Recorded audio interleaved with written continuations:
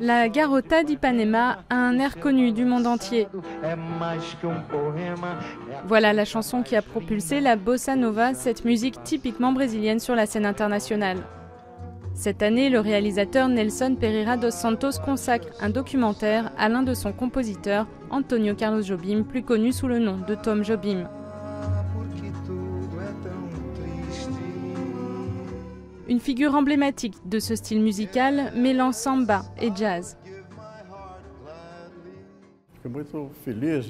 Je suis très heureux d'avoir fait ce film parce que beaucoup de personnes ont oublié que Tom Jobim était un créateur d'une telle dimension.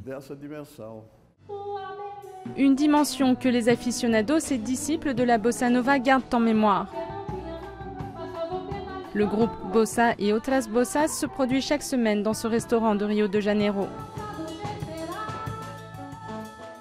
Je chante la bossa nova que ma mère m'a transmise. Il y a quelque chose d'immortel. Je pense que la bossa nova ne cessera jamais d'exister.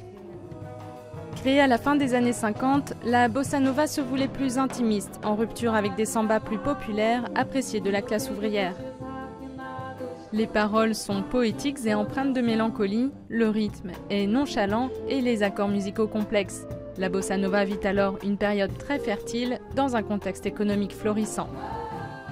Aujourd'hui, la bossa nova a perdu de sa popularité mais continue de séduire les puristes. Pour vivre de leur musique, les musiciens sont obligés de jouer d'autres styles. On en est l'exemple même, alors que ce qu'on aime réellement faire, c'est la bossa nova. Le rythme de la bossa nova est contagieux.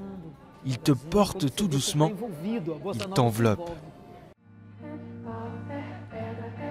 Si la bossa nova ne se renouvelle plus tellement, son influence reste grande parmi la nouvelle génération de chanteurs. Maria Rita en fait partie, elle est la fille de la célèbre interprète de bossa nova, Elis Regina. Pour la première fois, elle reprend le répertoire de sa mère disparue il y a 30 ans. Une aubaine pour les nostalgiques de bossa nova dont l'esprit habite encore ce qu'on appelle ici la MPB, dernier courant en vogue de musique populaire brésilienne.